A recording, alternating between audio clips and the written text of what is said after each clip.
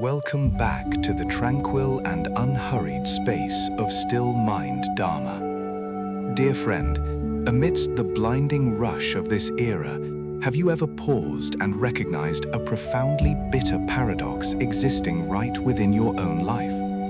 We are living in a world more densely connected than ever before. Our phone directories hold thousands of names, and social media platforms incessantly ring with notifications, constantly reminding us of the existence of everyone around us. We are terrified of missing out, terrified of being forgotten, terrified of standing alone in the crowd, and so we desperately cling to every possible relationship. Yet, ironically and bitterly, the harder we try to maintain these ties and please everyone, the more our inner souls become hollow, exhausted, and isolated to the absolute extreme. When the night falls and the desolate darkness envelops the room, we realize the profound loneliness within our very own homes. We might sit at the same dinner table, yet each person stares into a different glowing screen. Our loved ones are speaking, but our minds are sprinting after work, money, and the worldly race of winning and losing. We can spend hours showering empty affection upon the trivial joys of strangers, yet we allow gloomy clouds to silently obscure the radiant moon of peace among our own flesh and blood. Today, we will sit down together, brew a fragrant pot of tea, and directly face the most honest, the most thorny questions about the invisible rifts within a family. Please, do not be afraid of the darkness of separation or the suffocating fog of resentment currently clouding your mind. Because through the whispered confidences of our conversation today, I promise to smile alongside you as we gently part each layer of that heavy mist, allowing the soothing light of understanding and original love to shine through once more, bringing your heart the most complete and tender healing. There is a profound question, a question so painfully honest that I recently received from a mother, a wife, sent to our channel. That question echoed into the silent space like a tearing sigh through the night. She asked, "Dear teacher, why is it that I have exhausted myself, burning fiercely like the sun, to illuminate and warm this family, yet the only thing I receive in return is the cold darkness of indifference and neglect?" Hearing those words, my heart truly sank in empathy. The deepest pain we endure in this life rarely comes from the harm inflicted by strangers. Rather, it is the chilling heartbreak caused by our very own loved ones. The paradox of human existence is precisely this. We often inflict the most agonizing pain on those we love the most, simply because we carry the illusion that they will always remain there to endlessly tolerate us. We mistakenly believe that our exhaustive sacrifices are bringing light, but in reality, that desperate burning inadvertently creates a scorching heat that incinerates the delicate peace of everyone around us. You know, in an ancient legend of the East, there is a story about a young woman who lived in a profoundly dark house, a place where not a single ray of sunlight could penetrate throughout the year. One night, under the full moon, she stood by a still lake and saw the moon's reflection, a mesmerizing, pure, and luminous silver disk resting peacefully on the water's surface. Yearning intensely to bring that magical light back to warm her bleak home, she fetched a wooden bucket, scooped up the water holding the moon's reflection, and heavily carried it all the way back. However, the moment she stepped over her threshold and eagerly poured the water onto the floor, the moon instantly vanished. Her house remained completely engulfed in darkness, leaving only a cold, damp puddle on the ground. The village elder, passing by and seeing her weeping in despair, gently advised her, "My child, you can never trap the moonlight inside a sealed room. If you truly wish to see the light, you must use your own hands to throw open the closed windows of your house." Our families are exactly like that story. People in this world constantly try to fix others, desperately hoping the other person will change so that their own suffering might lessen. We heavily carry buckets filled with our towering expectations, our rigid standards, and our resentment-laden sacrifices into our homes, forcing our spouses or our children to shine exactly the way we demand. But the Buddha taught the exact opposite. If you want peace in your life, you must first turn inward and repair yourself. You must repair the way you speak, repair your attitude when anger rises, and repair your reactions to things that go against your will. If the windows of our own souls remain tightly shut by an arrogant ego, how can the moonlight of genuine understanding ever filter through? Have you ever noticed what happens to your body when anger takes over? Your heartbeat accelerates, your breath becomes shallow and ragged, and even the light in your eyes changes entirely. From a person who is naturally gentle, just because of a displeasing word or an unsatisfactory action from a loved one, we instantaneously transform into a dark, destructive storm. In just a fleeting minute, words spoken in rage can hurt a family member so deeply that they fall into a dead silence. Words, once spoken, can never be retrieved, much like a sharp arrow released from a drawn bow. Those harsh, agonizing words, slashing through the darkness of our anger, are like sharp shooting stars tearing through the calm night sky. They might briefly flare up with a momentary sense of vindication, but they leave behind eternal, cracked, and desolate craters in the hearts of those who must stay and endure them. It is truly heartbreaking that some relationships do not shatter because of poverty or betrayal, but simply because of a few excessively heavy words spoken in a single minute of uncontrolled emotion. When the dark clouds of resentment obscure the gentle moon of compassion, we accidentally turn the very people who love us into the victims who must endure us the most. People generally fear those with a hot temper, but in truth, the one who suffers the absolute most is the one carrying that raging fire within their own chest. Anger is exactly like holding a glowing red-hot coal with the intention of throwing it at someone else. The very first hand to suffer severe burns is your own. There are nights when you might lie on your side on a soft bed, staring blankly into the infinite void of the ceiling, your chest tightening in agony over a word you carelessly dropped late in the afternoon. Just one unpleasant sentence is enough to make the heart heavy for an entire day. Just one moment of trying to win an argument is enough to rob you of sleep for the whole night. Some people might win a fierce domestic argument, but they lose their inner peace forever. Some manage to protect their fragile pride, but they entirely lose a warm, harmonious family. What is the point of winning when, in the end, the space surrounding you is nothing but emptiness and a chilling isolation? In a family, there is genuinely no need for anyone to defeat anyone else.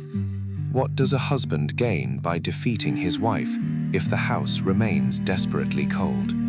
What do parents gain by defeating their children if it only pushes them further away into an unreachable distance? Another husband recently sent me a poignant question, his voice seemingly choked with unshed tears. He asked, "Dear teacher, I have shouldered the burdens of society. I have brought back an entire universe of material wealth for my wife and children, providing a grand house and a comfortable life.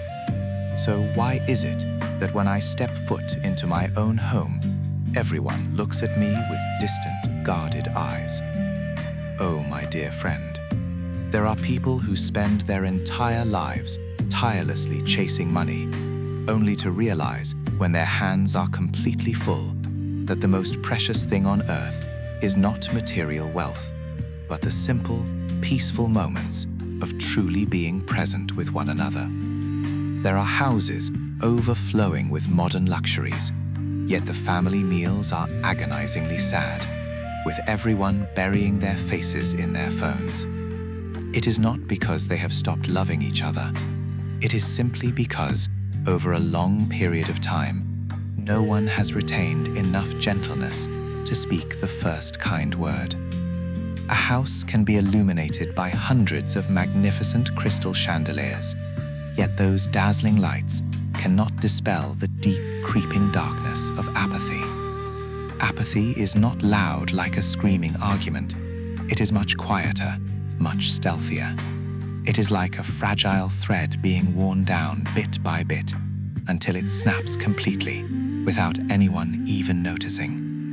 You may have brought home a sky full of material comfort, but you have accidentally dropped the sparkling stars of true presence, of compassion, and of sincere listening. So, how do we make these suffocating clouds dissipate, making way for a clear, boundless sky? Someone once asked an old Zen master, "How can I rid myself of all these worldly afflictions?" The Zen master simply smiled, pointed upwards, and asked in return, "Do you see the sky holding on to those clouds?" The person fell silent. Clouds gather, drift, and eventually fade away. But the vast sky never once tries to hold them back. Our minds are exactly the same. If we learn to observe our turbulent emotions just like those passing clouds, our hearts will become significantly lighter. When a wave of fury surges, when a sharp, wounding word is waiting to escape your lips, do not try to desperately chase after it, and do not let it transform you into a dark cloud of thunder and lightning. Please, take a step back. Take one remarkably deep breath. Just stepping back for the duration of a single breath can change the course of so many things. A moment of timely silence can prevent an entire lifetime of tragedy. Silence is not a cowardly form of endurance. Silence is a vast, expansive space, as immense as the universe itself, graciously allowing anger the room to be born and to naturally extinguish on its own. When the sediment finally settles, the water becomes crystal clear, and the mind becomes completely still. If you open your mouth when the mind is turbulent, your words will only cause profound pain to others. A soft, gentle word has the miraculous power to salvage an entire relationship. A soothing sentence can pacify a long, exhausting day, and a timely word of encouragement can give someone the strength to keep walking through their darkest night. Do not wait until the stars have fallen and the moonlight has faded to frantically run outside and reach out your hands to grasp what is gone. These seemingly small gestures are sometimes the greatest joys in the lives of the elderly, the pure comfort for a tired spouse, or the safe harbor for a growing child. Let us learn to speak a little slower, to listen a little more deeply, and to carry a slightly lighter heart. We do not practice spirituality by running away to a distant mountain peak in search of some illusory nirvana. True spiritual practice happens right in the middle of your living room, right in front of your exhausted partner, right in front of your anxious child, when you manage to maintain a calm demeanor, radiating the most gentle and soothing light possible. Because ultimately, if you want to stop the cycle of suffering, You must start by protecting and preserving your own mind. When the mind is at peace, the words spoken will be peaceful. And when the words are peaceful, the entire family will naturally find its sanctuary. The night is gradually deepening, and perhaps right at this moment, within the serene stillness of the dark, you can see more clearly the pure, radiant moon hanging quietly in the garden of your own mind. Having journeyed through the ups and downs, having unraveled these painfully honest questions together, I urge you to always remember this truth. A family has never been and should never be a battlefield for us to declare who is right and who is wrong, who is the winner and who is the loser. A warm embrace in times of hardship, a gentle word in moments of exhaustion, a simple meal filled with genuine laughter. These are the eternal sources of light that dispel all the freezing coldness of human existence. Do not let the ignorant clouds of a bloated ego or excessive pride obscure the wholesome, beautiful moon residing within you. Even if the past holds regrettable words that caused scratches and scars, they are just like dark clouds that have already been swept away by the wind toward a distant horizon. They no longer belong to the present moment. The only thing we can truly do is to awaken from this very present, starting from this exact breath, from the very next sentence we speak, from the very next surge of anger that is preparing to surface. Keeping the mind steady is not an easy task, but it is the only path to stopping the root of suffering. Because when the mind is finally at peace, words will be peaceful, actions will be peaceful, and the entire burden of life will become significantly lighter. Starting from tomorrow, or even right tonight, try giving yourself a remarkably simple practice of mindfulness. When an irritable thought threatens to overflow, when you feel the murky clouds of resentment beginning to gather heavily in your chest, please do not rush to release a bitter word. Give yourself permission to step back. Every time anger arises, stand completely still for the duration of 3 breaths. Just 3 breaths. Inhale deeply and know that you are embracing your own inner sorrow. Exhale slowly and smile as you release that gloomy fog, returning it to the emptiness of the universe. Before you let a sentence leave your lips, ask your heart 3 simple questions. Is this true? Is this necessary? And will this make someone else suffer less? If the answer is no, let silence take over. That silence will transform into a brilliantly clear moon of compassion, capable of rescuing an entire bond of kinship standing on the fragile brink of shattering. True spiritual practice is knowing how to stop when you are angry so as not to hurt others. It is learning to speak more softly, to live more slowly, and to understand each other a little more every single day. Our journey back to tranquility today shall softly close right here, under the soothing, gentle light of the moon of wisdom that we have just kindled together.